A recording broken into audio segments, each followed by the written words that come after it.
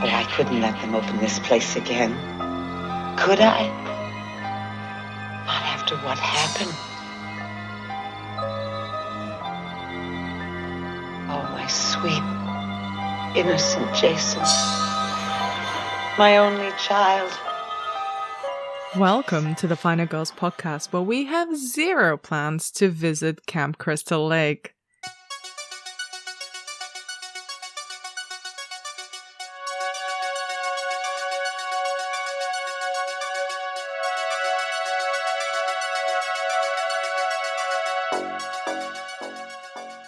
I'm Anna Bogutska, co-founder of the Final Girls Collective and your podcast host.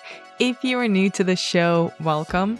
In real life, the Final Girls put on events and screenings that explore the intersections of horror film and feminism. On the show, though, we take a horror trope, rip it apart, rummage around in its thematic entrails, and figure out why it works, why it doesn't, and what it says about wider horror culture, which is a really pretentious way of saying that we just talk about horror movies in depth.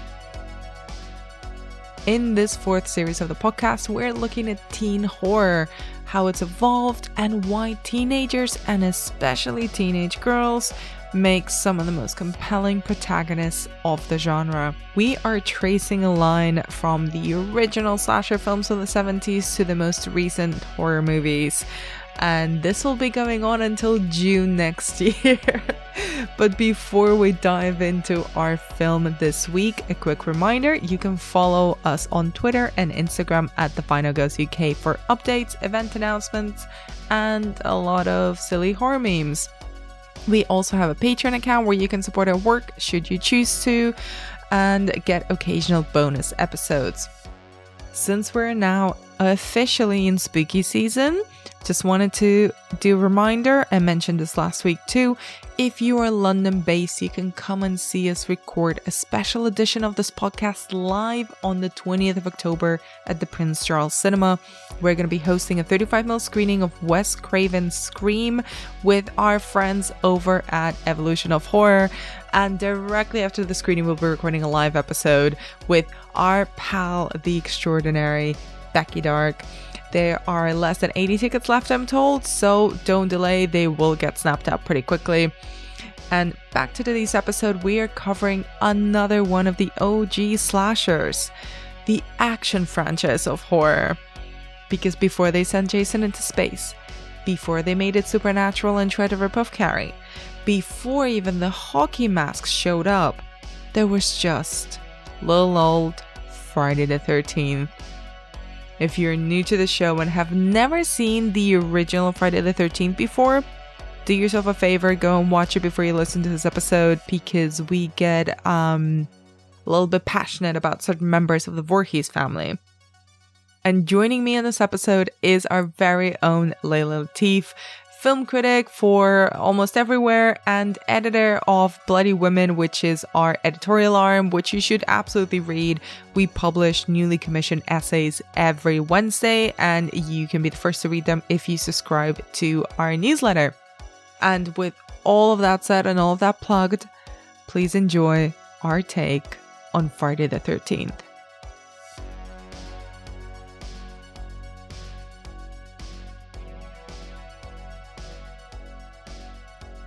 Layla, welcome back. How are you doing? I'm doing good. I'm quite excited to be here for this episode. When I was kind of thinking of all the films you were covering this season, this kind of feels like almost like the platonic ideal of teen slasher. You know what I mean? Like, I think like with so many things that we assume the kind of teen horror genre to be, this is, like almost the perfect example of it. I'm not saying it's a perfect film. I just think it's like the most. The most teen. Yeah. The most teen, the most horror, the most kind of replicated, the most, pure in a way. Interesting. I mean, I'm definitely going to unpack that, but I do remember when I sent you the list, you were like, oh, I need to take this very seriously. Which ones do I pick? I did. Yeah. I take all of these things terribly seriously, especially when it comes to you. I wouldn't ever want to, give you my B game. You've never given me your B game. Aw, this is nice. Okay, we're gonna have a little digital lovin' through recording software in different ends of the planet, but coalescing around the most teen of the teen horror films. Yeah. It's fun you mentioned that, actually, because when I was putting together the list, and I think we had this chat as well offline when I was doing that, and then when Azora and I recorded Texas Chainsaw Massacre, I was looking at all these iconic slashers. I'm like, these are teen movies, but they're not really spoken about. Well, Friday the 13th is, Halloween is, but especially with like Texas Chainsaw and a few of the other ones, I'm like, these are the daddies of the teen horror genre. We should be talking about them together, not just the slashers, but like I want to talk about the teenagers at the heart of them. Was that an excuse to just talk about the original slasher films? Maybe a little bit, but they all kind of came round within a decade. Yeah. And marked the whole genre. It's funny because kind of, I guess, everything gets accused of just being like a copy of everything else. And like recently, one of the worst film Twitter discourses I've ever seen was that Halloween was just a ripoff of the Texas Chainsaw Massacre. Oh my god, that's not even like, a discourse. That's just plain old ignorance. That is batshit stupid. Yeah, it's where I kind of have a rule to not get engaged in film Twitter discourse, but I was tempted by that one because I was fucking furious. But this one is kind of a ripoff, to be fair. Very true. Well, it's not a ripoff, but this is clearly like you see Halloween's success, and then they try to replicate it in some way. Yeah, I mean, it's very strategically made, but let's get into Friday the 13th. And before we do, can you briefly summarize what this film is about for anyone who hasn't seen it in a little while? Okay, so there is a terrible incident where a young, shall we say, differently abled, it's not really specified, boy called Jason drowns. The following year, two camp counselors are murdered whilst they're having sex, and then the camp closes down for 21 years, and then they decide to reopen it. A new bunch of camp counselors come to start getting it ready, and they slowly get picked off one by one. Perfect. Very, very good. So tell me, what is your relationship with this film? Is this one of your favorite slashers? When did you first see it, and so on? I honestly don't really know, because I think that there's something that is so parodied and replicated. It's hard to even like have a sense of like, when did I see this? When did I see The Simpsons take on this? When did I see like all the imitators of this and something? So like I kind of just feel like I've always known about Friday the 13th, but it's definitely been a while. So it was really fun to rewatch it yesterday, and my husband was super up for watching it with me as well. And it was quite different from kind of how I'd remembered it, but I've always got this theory that like nobody actually sees Psycho for the first time, because we all see versions of Psycho a million times before we see Psycho, and I feel that that's also true of Friday the 13th. That is so on the nose, because there's a couple of things there. One is that you made me think instantly of this Molly Haskell quote that I read a little while ago, where she says there's always two films, the actual film that you see and the film that you remember, and I'm paraphrasing it. And I kind of feel the same way as I rewatched it this morning, and I was trying to think like, when did I first watch this film? Because I look at the shots and I remember specific shots, and I was like, but I remember seeing this in Scary Movie. I remember seeing this in The Simpsons. Definitely, I think, before I saw Friday the 13th. And then it's so wrapped up in the franchise as well that you're like, this is a kind of a very different film from the subsequent films. I think I might have even seen some of the sequels before I actually saw the original. And for once, I kind of cannot remember how or when I first saw Friday the 13th, the actual kind of first film. And it's because of that. Like, there's so many elements of it that became culturally iconic or reused and parodied and all of that, then I'm like, I feel like I've seen it, but I think I've also just made up the film in my head from what I know of it, both visually and like this and narratively. Yeah, and I think like Wes Craven makes that joke in Scream, where Drew Barrymore is being attacked, and it's just like, who's the bad guy of Friday the 13th? And she says Jason, and that is wrong. It is wrong. I love that. And it kind of, but also it kind of really made me remember one thing. I did actually know someone who had never seen Psycho and didn't know the twist or anything about it.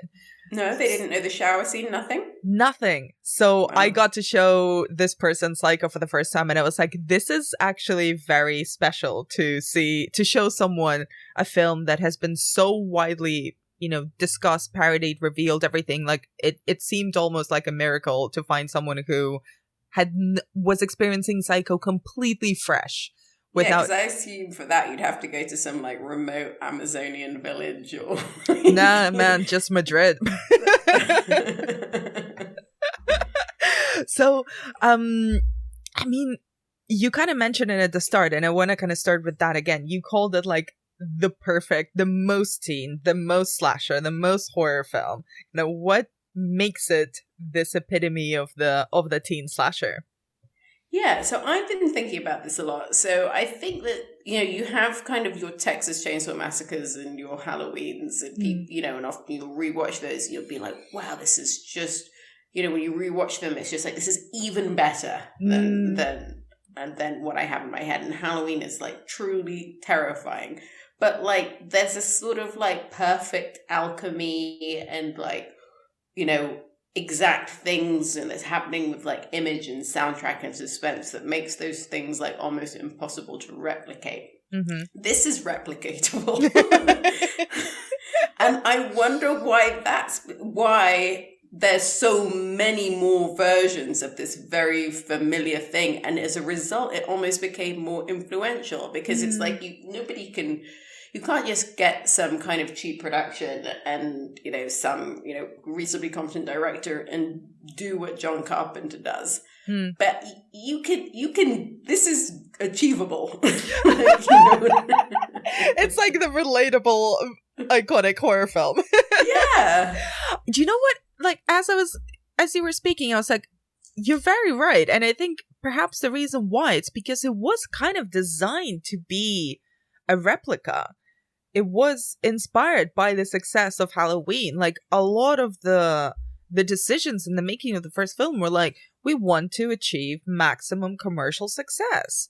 There's sort of less pretension to it. Yeah, definitely. And I mean, I would say the two areas where I do think it does distinguish itself is that I do think that the practical effects are good. And I do think that the whole plot twist with Mrs. Voorhees as the villain is great. But it's funny that then as we kind of went on in this franchise and kind of you almost do like a photocopy of a photocopy of a photocopy, those are the things that went away and we ended up with some like real bullshit by the end. I know, and I really want to get into that proper, but let's start with the actual like horror of it. All the rules and the tropes that I think you're right, it kind of builds on what Halloween and Texas Chainsaw Massacre had done before it, but it adds more to it. And I think, and I want to kind of talk about the teen aspect of it a little bit. Like, who are the camp counselors? Like, who are they? What's the dynamic between them? Like, how are the teens represented in this film, do you think? Yeah, I think it's interesting because I'm obviously modern sex positive lens that I, for the most part, found them like really quite sweet. Like, I mean, you have your kind of lone teen, the girl, the hitchhiking girl who never actually makes it to the camp, and then you have your core group of counselors that are there. And like, I think perhaps when it was being made, I mean, this is kind of my presumption, that at the time that they were supposed to be a little bit kind of, scandalous, and they're smoking weed and they're having sex with one another and they're kind of making jokes and being quite crude. Like, for me, like, with my modern lens, I found them, like, really very sweet and, like, endearing. Same. Like, I thought that, like, playing strip Monopoly was adorable. Me too. I was like, and also at the back of my head, I was like, I would like to do that. Yes. I spend a lot of time thinking about the strip Monopoly because they also have the cash in play. So it's like, what is currency in this game? I kind of had like this muffled memory of it as we've spoken about. But then, I mean, first of all, I was extremely surprised all over again to see Kevin Bacon in this. I'd completely forgotten that he was in this. He's looking great. Yeah. But they are, I guess, to our modern learns, quite wholesome. But I even found the way that sex is presented in this in the story to be cute. You know, like they're not like, I mean, like I suddenly remember Fear Street where you're just literally fucking and doing drugs in the little in all the cabins, in every single cabin. And I'm like, this is sweet. This is tender. Come on. I know, and it's kind of tentative, and they're keeping their shorts on for like a really long time, and it's like clearly like quite consensual, and like, there wasn't like an insane amount of pressure. I mean, there's a moment in the lake where somebody maybe could have had a lesson about consent, but aside from that, like, yeah, I just found it all, wholesome in a weird way, and like and then even in the evening they kind of put on quite like smart pajamas, and like there's the girl in the end, and she's wearing kind of almost like a Victorian nightgown, and like maybe it's because I'm a bit older now, but like it kind of made me yearn for kind of that sort of sweetness of youth and how exciting it would be to be like 18 and away with your friends camping, and there's a cute boy. Yeah. I mean, I love that. There was a little moment that I just found so sweet when I think it's Ned who sees the girl he likes kind of go off with Kevin Bacon, and he just like wanders away. He doesn't get angry. He just kind of wanders away. It's like, oh, well, she made her choice. And I'm a bit sad, but we'll get over it. But yeah, I mean, have you ever been to camp? Like when you were a teenager or whatever? Oh, wait, yeah, no, I have, but I was never a counselor. I was I went as like a kid. I was like 12, 13. Okay, I spent several summers in Russian summer camp. And that's a very specific, there's a lot of like specific stories about that. I'm not going to tell you here, but that feeling that you were describing of like being a teenager and being away from your parents in a setting where you're kind of living a mock adult life. So the characters here are like coming into Camp Crystal Lake, and they're sort of setting it up for the reopening. So they're by themselves. They're the authority, but they're not really adults. And it's that sense of freedom, I think, that the film gets really well, that I think is kind of the source of the tenderness of it. It doesn't feel raunchy because it's just them living their best summer and kind of being in charge and being playful. Even when the policeman, like when the cop shows up, they're kind of joking around with him. Like there's absolutely no fear from them. And that feeling, I was like, oh man, I kind of wish I was back at camp. And I was a camp counselor, like looking after much smaller kids when I was like 15 and 14. And it's like insane. You're kind of living a double life where you're looking after the kids, and then you're just being a rowdy teenager whenever you can. And there's no limit to the days. And I mean, obviously, it's not nice when people start getting murdered, but that kind of feeling of the endless days and the endless nights, I really loved in the film. Yeah, and it's kind of almost like it is almost a film about kind of that moment where you realize how scary the world really is, that corruption of youth idea. And that's so typified by that poor young hitchhiker. And like the moment where she's in the car and she realizes that they're not going to stop because she's so idealistic and innocent, because, you know, you as a child, you've been protected from the world and you don't realize how scary everything is and how, you know, I mean, I just find it insane that anyone used to hitchhike ever, to be honest. Same. And like, I know that you like true crime as well. And like, often when you kind of hear about crimes of the 70s stuff, it is that kind of slightly insane innocence that some people seem to have about like, yeah, no, they just they just got into this person's car and like, and it was absolutely fine for, you know, for the most part. But yeah, like nowadays, I feel like a teenager would never. Oh my God. You know, and a parent would never let them, you know, be like, oh, sweet, innocent child of mine, light of my life. Off you go to camp. Good luck getting there. As much as we kind of like mock helicopter parents, like clearly we had to like overcorrect to a degree. But I mean, my dad always said that my dad's, you know, he was a teenager in the 70s and he was, he used to drive, like do a lot of like driving holidays and stuff, but he's got a very bad fear of heights. So if he ever had like a mountainous road, he'd like desperately hunt around for hitchhikers because they could like encourage him and he got scared. Oh my God, that's so cute. So sweet. That's so wholesome. I love it. I think I've always I think I've always been terrified of hitchhiking and hitchhikers because I guess I started watching these horror films way, way too early. But I met someone like a few months ago who was talking about hitchhiking, like currently as an adult. And I just looked at this person like, are you insane? Like, why would you do that? Like, have you ever seen a slasher film, my dude?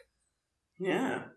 My God. Like, I can't even imagine, because like my feeling is that now it used to be kind of so ordinary and like people, like normal people would do that. And now it's just like, well, if you are hitchhiking or a hitchhiker, that is like the most extreme members of society. And it can only, like the chances that one of you is a axe wielding maniac is like 100%.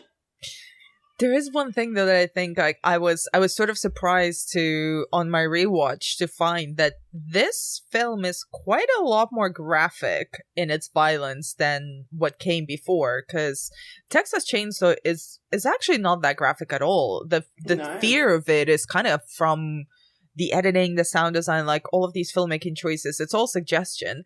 And in Halloween, we see a few kills, but they're mostly like fairly pedestrian, stabby, slashy vibes.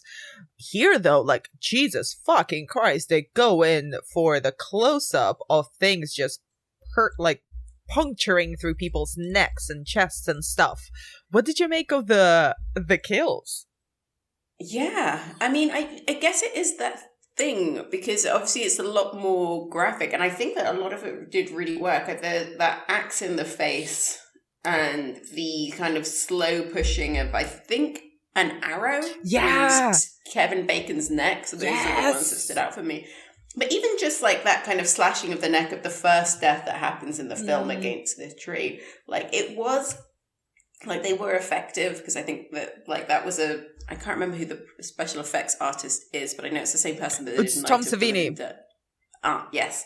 Very talented, and you get that kind of like visceral feeling from it. But I think that it really needed that, because I would say compared to the other ones that we've mentioned, this isn't a film that scared me.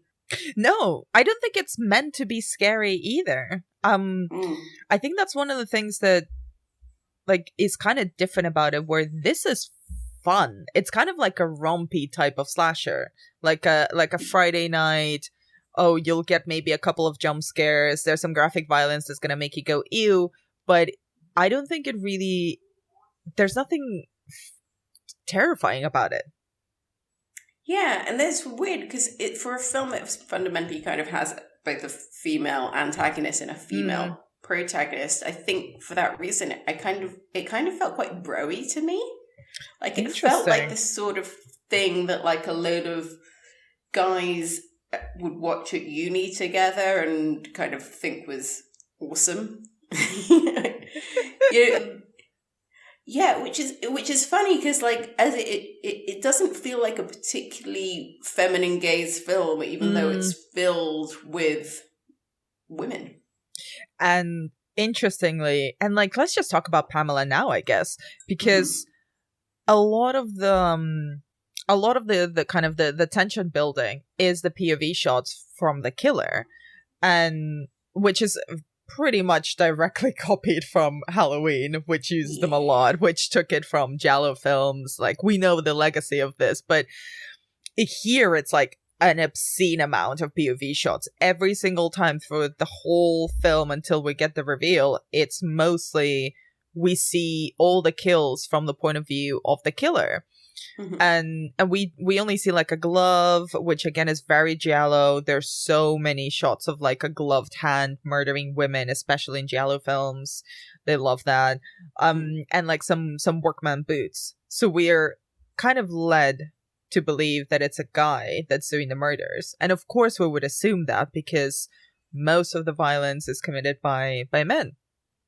But then the twist comes and you're like, oh, actually, we've been watching this entire film and all the violence through a woman's eyes.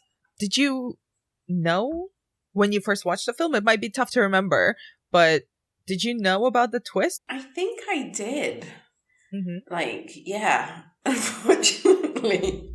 Yeah, God, it's kind of annoying because it would be great. The sort of thing that would have been great to have kind of sprung on you as a surprise. I mean, I guess it does kind of slightly set up that it might be this crazy Ralph character that was doing all of this, but I actually kind of found Crazy Ralph to be fantastically weird upon the rewatch. Sorry, I know that's a slight digression. No, go for it. There's a bit early on where he kind of says something threatening and then like menacingly rides off on a bicycle, and I was just like, this is like Tommy Wiseau in The Room levels of weird.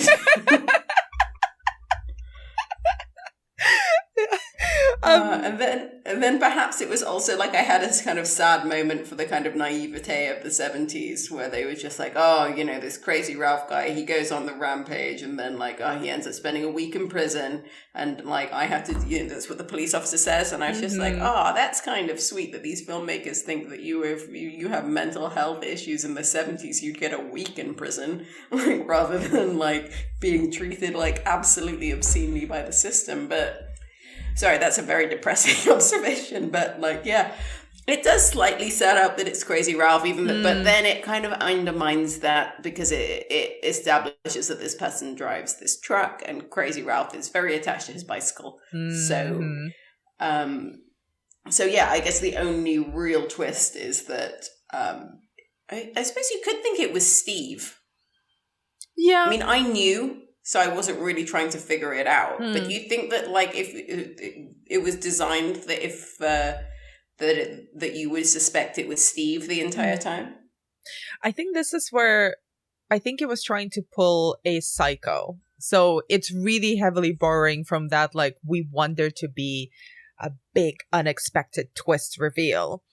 And it kind of delivers it in a very similar way to Psycho. And in fact, like, there is a moment where Pamela, there's just kind of a few close-up shots on her face and she's sort of talking as herself and talking as Jason, and they're having this conversation. That's basically Norman Bates talking to his mother as well, and sort of hearing her voice in his head and confusing both each other's personalities, right? Yes, I know. I actually did really like that bit. She goes, kill her, mommy, kill her. Yeah. Marry Jason.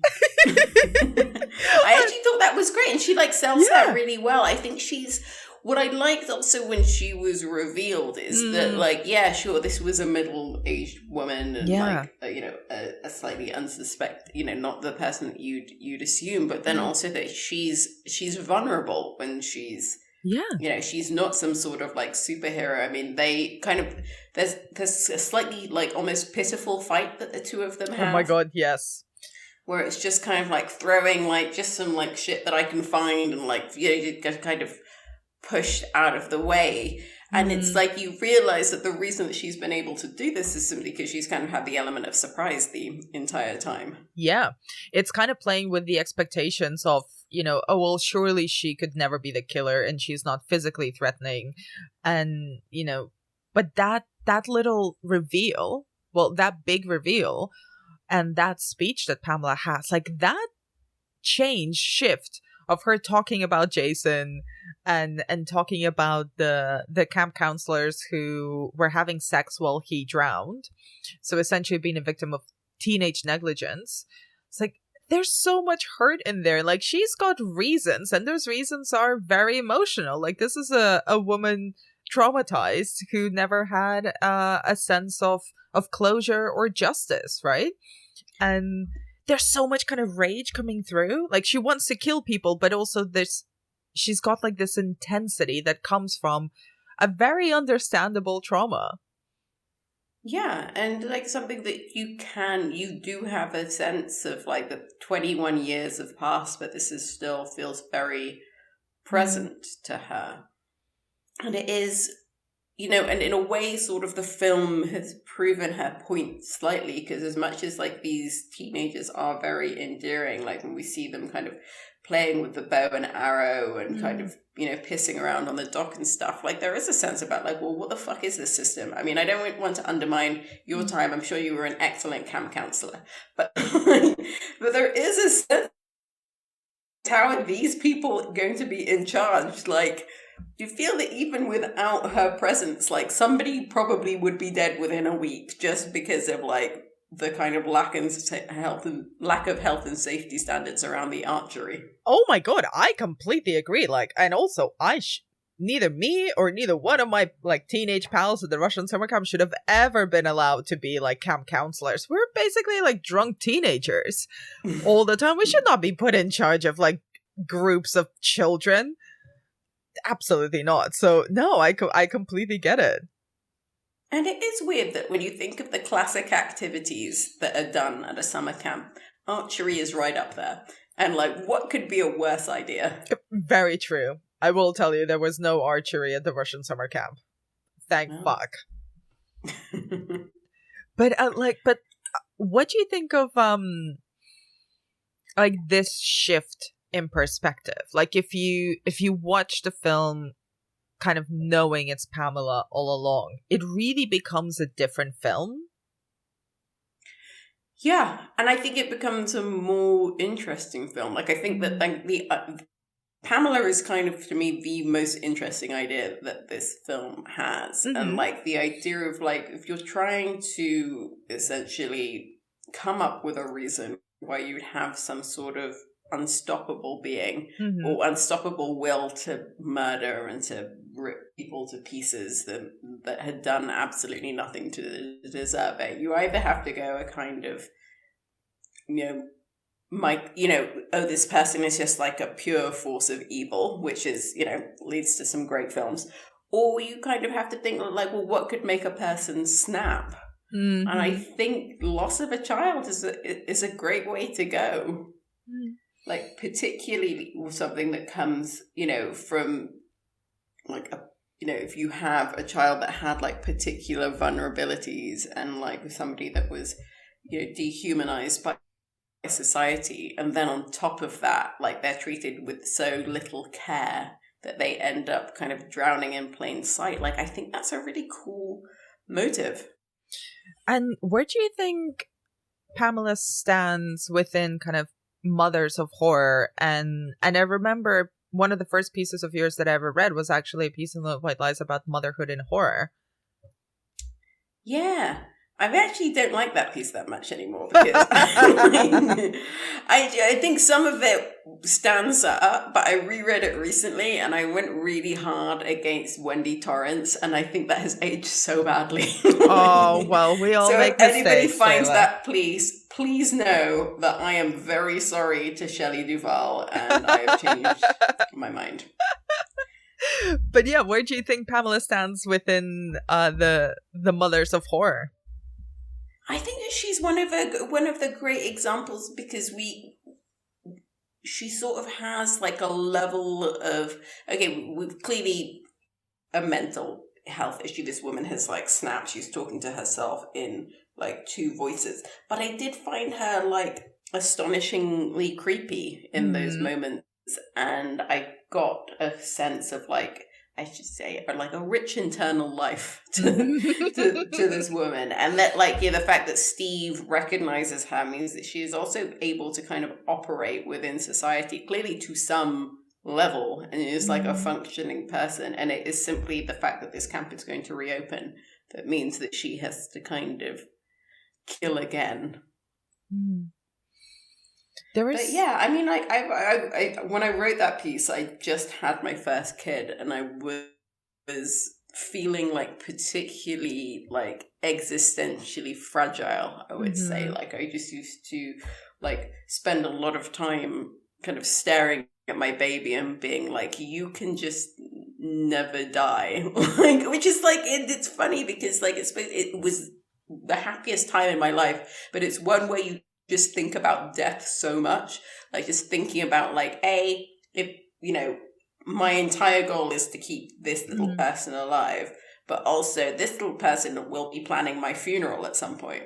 And it's like, it's yeah. So I think the reason that I ended up thinking so much about motherhood and horrors at that time and wrote that thing was because motherhood and death were so linked to me. I mean, it's kind of, and it can't stop being linked for Pamela as well. Like, she keeps her eye on the camp. She keeps going back to this place that's the source of her trauma. She keeps sort of not necessarily reliving, but replaying the situation over and over, which kind of just traps her in this endless cycle of remembering. I don't think she's sort of, I don't want to say or imply that it's her fault in any way, but there's obviously quite a lot of guilt that she's carrying, and kind of replaying that guilt and that lack of closure or retribution over and over again. Fucking hell, look, of course you're going to slash some teenagers. But yeah, that's kind of why it sort of makes me all the like slightly, and like I thought that the twist at the end, I mean, it's a good jump scare certainly, but I think it undermines what was like the most interesting idea about this film. Yeah, and I wanted to ask you, and kind of without going too much into the franchise, but one thing that's really curious is the fact that after the success of this film, and we should mention that it was like a massive box office success, which is exactly what it wanted to be, everybody kind of forgot about Pamela. Pamela did not make it into the pantheon of iconic slasher killers. Yeah. Jason became the icon of the Friday the 13th franchise. Why do you think that was? I don't know. The patriarchy? The patriarchy. It's very weird because I think it's like so often like I'll look at films that I love and it's like, and then you kind of look at the later reception and it's just like, I feel like everybody watched the opposite film to me. Like, I really love the film Wall Street by Oliver Stone, and like, it's weird to me that the message that so many people got from that seemed to be capitalism is cool. Actually, we had a great piece that kind of on a similar subject recently in Bloody Women that was all about like people watched American Psycho and didn't realize it was a feminist film, and it's like, and I felt like that's the same thing with this, where it's just like, how do you watch this kind of, the premise is that this is a vengeful, you know, mother who's kind of caught up in grief and a very unsuspecting person that is kind of exacting these things, and then like we get so quickly to like, this is just like a kind of a motiveless, unkillable giant hulk of a person, which is like, that's the opposite. That's the whole point of this thing, is that that's what we were picturing when they gave us the point of view shots, and then it turned out to not be that. So it's just weird. It's opposite to the best thing about it.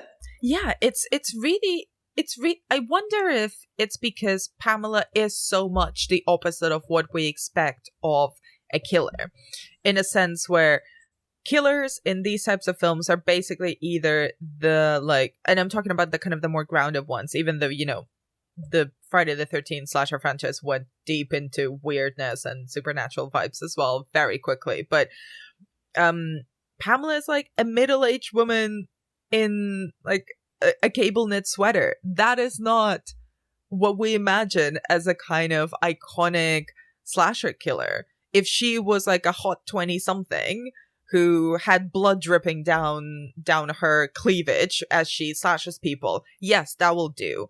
Or if she's a big hulk of a man with like facial scars who is just relentless and keeps killing, whether he's wearing a mask or not, yes, that will also do.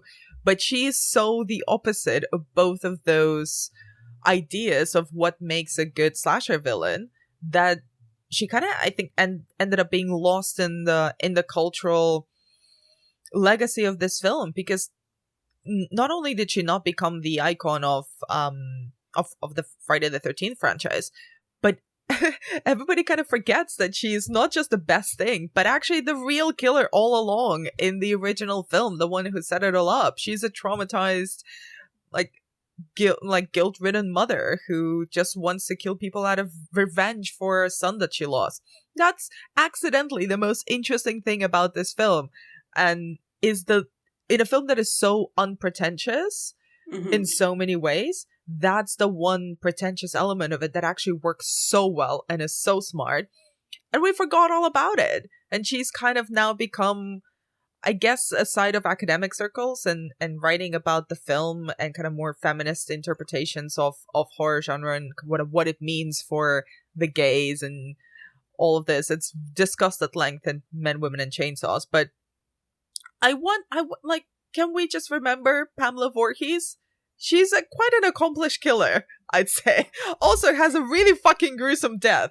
Why don't we remember her as much as we remember, like, say, even just the voice of Norma Bates? You know, Norma Bates then became a whole fully fledged character in the Bates Motel series. So like people have gone back to her and given her more a fleshed out personality and life as a character. But poor Pamela Voorhees, nothing. Yeah. People think more of the hockey mask than they do of her. Hockey mask doesn't even appear until the third film. Yeah. I mean, it's a real shame. And I wonder for that actress how difficult that must be to like have that level of erasure of something, of like a success that was kind of built off you. It's justice for Pamela Voorhees. Yeah. Definitely. Although it's funny about how there's so many kind of great middle-aged women killers, and there's not that many, but I think Kathy Bates in Misery. And I'm also thinking, I really defend Laurie Metcalf in Scream. I thought she was a great deranged killer, and like Absolutely. It was a similar thing of like that she was defending her son because fuck you, Neve Campbell. I mean, that was absolutely like a very explicit nod to Friday the 13th. I love that. I love her in Scream too. And also, I wonder if we've uncovered some Pamela Voorhees love from Wes Craven, because it's like, it's in that first Drew Barrymore scene. And then, I would say that is probably a nod to her as well. I think it was deliberate, because he was buddies with the director of this film, because Cunningham, he produced Wes Craven's first film, Last House on the Left. Oh. And then I think he was also a producer in some of the subsequent Nightmare on Elm Street films. So they were buddies, so they knew each other very well and had worked together. I wouldn't be surprised if those were like deliberate nods. And am I right in thinking that it's the writer of Friday the 13th that disavowed every sequel? Yes, because he did. He was like, the entire point was Pamela Voorhees, and you guys didn't pick up on that. You know what? Good for him for being so vocal about it. It's like, no, fuck you guys. My film rocked. All of these franchises are just dumb. But and they are dumb. They are. I mean, I've seen a lot of them. I mean, they're good fun. They're good fun. No shame in that. I like them. They're really fun. But I just think of them as completely separate things. It's kind of like the Saw franchise in a way, where the first film and the franchise for me are completely different products. Mm-hmm. Yeah, but I would say that there are more like late in life great Saws than there are. I would say that generally the trajectory of the Friday the 13th films is more downward. Whilst I would 100%. die for Saw 6. Like, I think it's a perfect film. Listen, I respect that. I also have a very soft spot for Saw 3. But yeah. I mean, I guess it's the thing is that, like, Saw at its core throughout that franchise, I think had a sense of what it is and had a sense about, like, this guy's fucked up logic and, like, he has, like, a philosophy that he is sticking to, and he has, like, insane paternal relationships with these followers of his that he tries, and that sort of continues on and works to a lesser degree in certain films better than others. But, like, this to me is more like they forgot what this film was about, and then the franchise kept going and started and had no real resemblance to what it was. Like, I remember watching, because I love Destiny's Child so much, and I love horror films. I watched Freddy versus Jason in the cinema, and Kelly Rowland, yes, die for her. She's actually really good fun in it. But, like, there's a scene in that where they kind of return to a version of, like, a vision of, like, Camp Crystal Lake as seen through Jason's eyes. And it's just like an orgy, basically. It's just, and it's like... And then he's just this unstoppable Hulk thing. I mean, obviously, it's Jason versus Freddy. It's not, like, there's a lot of logical leaps. But it's like, actually, then if you return to this film, it is like, how the fuck did you get to that from this? I mean, truly it is. First of all, there is absolute two things can be true at once. You can love Destiny's Child, who are always great, and love horror films at the same time. Yes. But absolutely agree with you. In fact, like, I was thinking before we started recording, this franchise is literally like the Fast and the Furious of horror. It's like the action franchise of horror, right? Where the first film is kind of a standalone thing, and then it goes batshit crazy, increasingly so, and ends up in space. All action franchises end up in space for one reason or another. Of course, I'm thinking of Fast 9, which ended up with... But you love a Fast and Furious film. I do. I love the entire franchise so much. It does, and I love it because it is ridiculous, ever-building action that makes no sense. And space, obviously, is the last frontier, so everyone needs to end up in space, even ludicrous. But this is kind of exactly the same. Each film in the franchise kind of builds on the batshit insanity, so it becomes kind of more a kill count film than anything else. You're kind of there to see how gory and schlocky can the kills get, as opposed to any semblance of a plot or continuity or narrative logic or anything like that. Jason is kind of a stand-in. Like, he's just effectively like a stuntman in the films, where he's just there to kill. There's nothing to him. Yeah. Did you ever see Stephen King said that he really wanted to write a novel, but he said, I think he says he won't do it, but he has like this gem of an idea that somebody needs to write the entire franchise told from Jason's perspective. This idea of like you just murdering and being killed and being reawoken and murdering and being killed, and this idea of like just being trapped in a nightmare of teen horror which you cannot escape. And everyone just keeps getting hornier and hornier, and then you're in space. Isn't that basically American Horror Story 1984? Yeah, which I actually think was a pretty good season. I broke up with the American Horror franchise, the American Horror Stories, for a while, and I came back for 1984 because I have such nostalgia from kind of that sort of cabin in the woods, 80s joy. Oh, well, and I'm glad I did. I thought that was a really good season. I thought it was the worst season ever. And so many nods to this. Oh, so many. But I think that's a season where I was like, oh God, no. Even me, as you know, I'm a huge American Horror Story fan and apologist for everything that series has done. But I've only seen that season once. I am not really looking forward to revisiting it. But, maybe I'll appreciate it in a new light. Who knows? I've been surprised. I've surprised myself. I hope so. But double feature, I have to say, is amazing. Awesome. Yes, very, very good.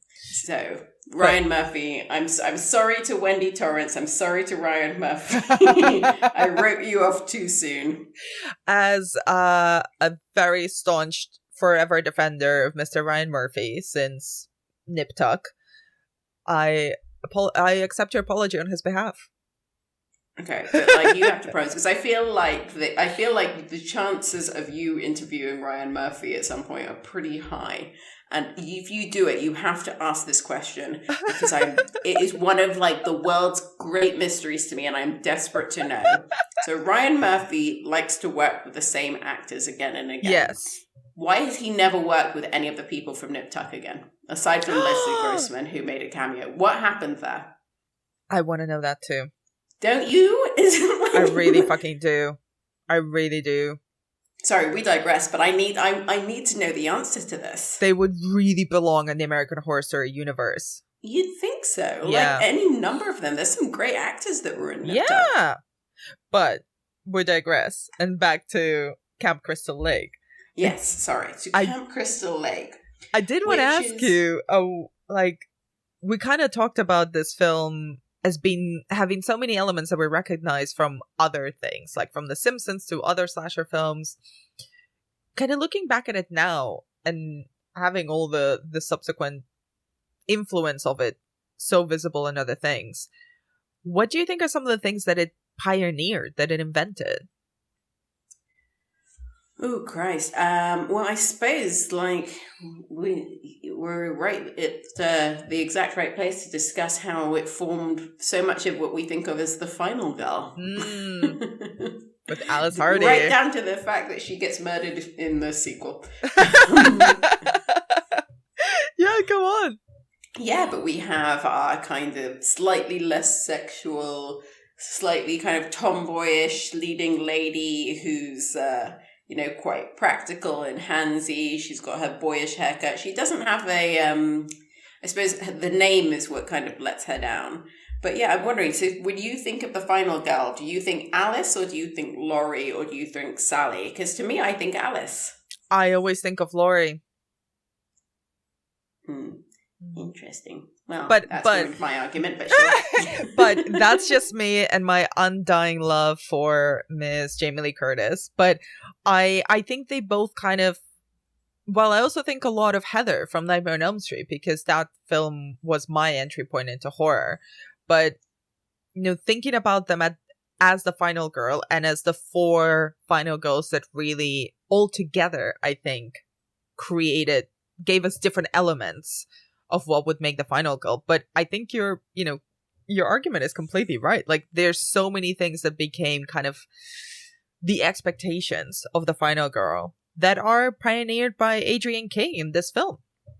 And I think she's actually really great in it. I think she's a very kind of charismatic actress. And I suppose this is kind of a weird thing to say, but I bought them generally as a group. I bought them as teenagers. Yeah. So often I'll be watching kind of films from this time and just think how people in the past just look older. Yes. My son's named after Otis Redding, and I love Otis Redding. But Otis Redding died at 26, but when you look at photos of him, he looks about 52. Yes.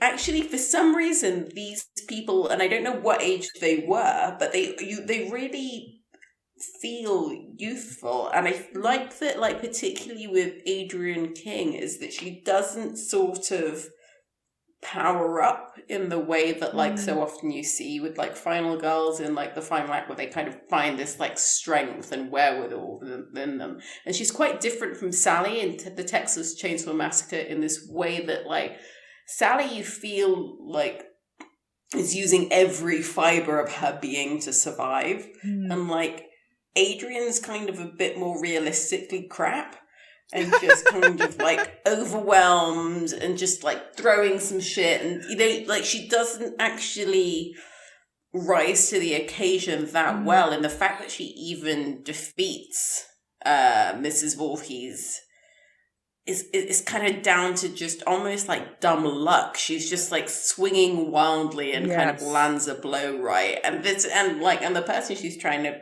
defeat is kind of a slightly inept middle-aged woman who's, not got like incredible powers or something like that. So yeah, I like that. I like this like slightly more clumsy final girl. She's kind of a flop final girl in a way. Like, she gets the job done in the end. She defeats the villain, but exactly what you said. Like, it's kind of just wildly going after, whatever she can get her hands on. Like, when she's piling up all the furniture against the door, and she's huffing and puffing and so stressed and so anxious, and then just a body flies in through the window. It's like, oh my god, you wasted so much time and energy just doing this completely useless thing. Bless you, Alice. Yeah, it's weird that kind of like this like final confrontations because it comes from someone who's not that good at murdering and somebody who's not that good at surviving. I know, it's kind of like, oh yeah, we have these like great female protagonists and great female antagonists, and they're both kind of just flopping around in a way. Yeah. Do you ever watch Buffy, the kind of really embarrassing fight that happens between Xander and Harmony, where they're just kind of like slapping each other quite ineffectively? I mean, it was almost that, but I found it really endearing. Yeah, I mean, everything about Xander is embarrassing, so let's not even go into that, but it is endearing. It's kind of realistic. Yeah, like, I love the fact that it is not a supernatural slasher at all. Like, there's sort of supernatural tinges to Michael Myers in Halloween. Obviously, Nightmare on Elm Street is fully in the dream world, but this is quite grounded, even to the way that Alice and Pamela fight each other, which is just so fucking funny. Just hilarious. Yeah, but then kind of, I suppose, all the, like, it's just like that thing that we came to before about, like, it kind of took like those kind of things that I found like really like almost everything I enjoyed by this is gone by the third installment of the franchise. Like, everything is gone. Like the vulnerability, the kind of like sweetness of the teenagers, the practical effects, the motive for the antagonist. It's like every little thing that we come across in this conversation that I'm just like, oh yeah, I quite like that. I don't think this is like a masterpiece, but I quite like that. And it's just like, and then they took that away from me. Yeah. From you personally, Layla Lateef. From me personally. I did also love the fact that it kind of establishes the kind of the nerdy jokey character who also gets killed off, who never really survives until Scream. So he's kind of really reminded me... Yeah, he really reminded me of Jamie Kennedy. Jamie Kennedy's his character in Scream, obviously. He's the, like, over-explainy, desperately in, like, pining for a girl, will never get the girl, and is kind of the comic relief of the film. Always gets murdered. I think this might be the first time that we kind of see that with Ned, who is kind of the jokester of the group. Yes, yeah, no, and he I mean, he definitely has the most fully formed personality of everyone, and I thought he was quite charming. There was a scene where he comes out and he's kind of making jokes about people being crazy whilst wearing a Native American headdress, and I was like, ooh. Yeah, that was like very, definitely 1980 vibes. Yeah, well, they didn't know any better. But yeah, sorry, you were about to say. Oh, no, just that, yeah, I think that was actually quite a nice inclusion. Like, if there's kind of a legacy of, like, you know, aside from, I suppose, solidifying the final girl, if that's something that an impression this left on our future slashers, then, like, I'm here for it, because I do love Randy from Scream very, very much. But yeah, I think he was totally charming. I found myself kind of thinking that, like, if I was a teenage girl, this would be the one I had a crush on. Yeah, same. But then would obviously end up with Kevin Bacon and get hurt. Yeah, that's how it tended to go. Yep. But it's funny though, like, because often, you know, when we watch someone who becomes like a giant star like Kevin Bacon in their early roles, and you often like they're quite magnetic, and like you're just like, yeah, no, there is this like incredible presence that this had. Like I recently watched a Yusuf Jahin film, which was like the first Omar Sharif role. Oh my god! And like, I don't think Kevin Bacon makes much of an impression in this at all. I was like, I don't think if you were watching this and you had no idea who was going to be a star in the future, most people would guess that it was going to be Kevin Bacon. I kind of disagree. I got that vibe of, you know, oh, look at him. You know, like he's quite, I don't think Kevin Bacon can ever be described as alluring, but he's definitely got more charisma than some of the other actors, where there's just something about the way he moves on camera, I think, that I can see. It's like, oh, I can see why I'd like more of you. I'd like to pay more attention to what you're doing on screen than the others. And it's kind of, it's brewing. Like, it's not full-fledged star persona yet, but it's there. Like, I can see the screen charisma in him, absolutely. It would soon sell you an E contract. Oh no, he's not managed to do that quite yet. But I'm with E. Apparently it worked. And before we're gonna start wrapping up, I wanted to ask you, what does it feel like kind of revisiting this film now with all the legacy of it, all the franchising, Jason Voorhees becoming one of the most recognizable kind of killers in horror history and in horror franchise history. Kind of, what do you take from the film now? I don't know. I find myself, I mean, I definitely think it's kind of the lesser of the group. If I was going to do Nightmare on Elm Street, Texas Chainsaw Massacre, Halloween, and this is by far the worst, I think. And yet you picked it. And yet I picked it because I think it's also the most influential. And I think that's very interesting what that says about film culture. But also I want to challenge myself at it. Like, you know, it would be very easy for me to pick a film that I was just like, this is a masterpiece. Let me just think of 97 different compliments for and like, oh, and remember, this is great and this is great. I think it's much more interesting to discuss a film that is like fundamentally like pretty flawed and mediocre in many respects, but like has this like giant influence. So like and to this day, like we're still kind of like replicating it in so many different ways. And like it's funny because, you know, there was that period when Michael Bay was remaking all of these films, and you know, really really badly for the most part. But I think that this one is one where, yeah, it that was the one that didn't feel like sacrilege to me, because I was just like, I don't think this was that great to begin with. This has one good idea, which everyone forgot about. And then it's paint by numbers, kind of just going through teens and killing them. But I think what's interesting is that I say paint by numbers, but it's almost like this was the original sketch, and then everybody else did the painting. You know what I mean? Yes. Like this just kind of created a very replicable, I don't know if that's even a word, formula, which kind of carries on till today. There's one thing that I'm thinking now. It's like, yes, it's been redone to death, but there's one thing that keeps sticking around in the Friday the 13th franchise. Not in all of the films, I don't think, like not Freddy versus Jason, but it keeps coming back to the teenagers, right? Like some of the other franchises kind of grow up, or some of the characters grow up, and we stick with them kind of as they age, and you know, there's more to add to their characters. But this is just always the basic premise of, well, after the second film, Jason killing teenagers. Why do you think that is? Why do you think it just keeps sticking to the same thing?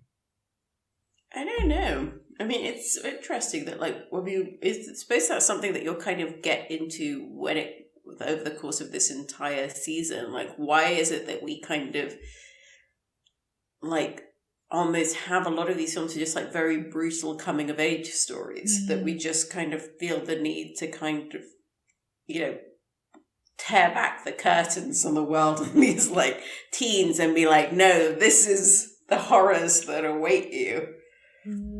Like, I'll be interested. I'm going to be at the end of the season. I think like we need to almost like have a recap and see like why do we want to murder our teens? And I wonder. I mean, one theory that I'd have is that like it's tough to murder children. Like, you know, and there's kind of these 2 points of like vulnerability of a parent's life. I guess one, when you kind of send them to school at the first time and kind of when they're like 5 or about 5 years old and nobody wants to watch a horror film in which a load of 5-year-olds are killed. And the other big time is when you send off like your teens into the world and like you're going to uni, you're going to summer camp, you're going to that. And like whether it's just tapping into like a fear that older people have of like, oh, you know, this is the kind of worst case scenario of what happens when we kind of put our faith in these beloved children. And I think it's also kind of possible to have that retrospective fear of yourself. Like I often think about like shit that happened to me when I was like 17 and like you know, and then almost like weirdly feel incredibly protective over my younger self and be like, Jesus Christ, you had no idea how fucking badly that could have gone. Yeah. Oh, 100%. I do that too as well. I'm genuinely surprised that I didn't get murdered, considering some of the shit that I got up to. But so yeah, maybe that's why it's teens. There's also that thing as well of when you're a lot of the one of the big things that Friday the 13th definitely kind of established was, and Halloween did less so, is this idea of if the teens are having sex, then they will get murdered. And this shamey association of teenagers exploring their sexuality with guilt and shame that should be punished. And I wonder if that's also kind of an element of fear from the adults or from parents. I'm not a parent, so I can only kind of try to empathize with it. But, you know, the idea of once your children start engaging in sex, that's the point where they kind of stop being children because now they're becoming adults who are exploring and engaging in their sexuality. And you can't stop that. But that's also opening up. That's kind of the end of childhood in so many ways. So are these slashers murdering these teens for having sex because it's a way of kind of preserving them as children and not letting them become adults? Yeah, wow. That is depressing. But but I mean, yeah, I mean that's certainly that I think that's broadly true. And like there is a kind of almost, if you go back to so much of like human history, the idea of like it's better for a woman to be dead than impure. Yeah. Ooh. Goes back to that. Spooky. I mean, well, we ended out on a really depressing note. But Layla, before we wrap up, is there anything you wanted to say about Friday the 13th that we haven't covered? No, I don't think so. Oh God, I just had a quick. Cause I did take a few notes and like I just but then I stopped because I like to not stick to them too much. But one of them just reads, "Did she just punch her in the vagina?" And that is something that happens in this film. And yeah. We're back. Yeah. And I think that good for this film to be brave enough to show a teenager defeating a middle-aged woman by punching her in the vagina. And on that wonderfully intellectual less depressing note, bringing it back into the gutter where we belong. Yes, yeah. Layla. Thank you. It's where I feel most comfortable. Truly. Very truly. And listeners, please tell us, did she punch Pamela Voorhees in the vagina? Let's do a Twitter poll. Layla, thank you so much for your time and your insight and my insight into vagina punches.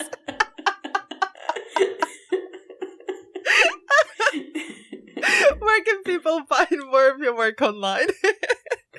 Well, you can find me at Layla_Latif on Twitter, where I publish everything that I write. But if you pick up any copy of Total Film, Sight and Sound, or Little White Lies, I will be in there. Excellent. Thank you so much.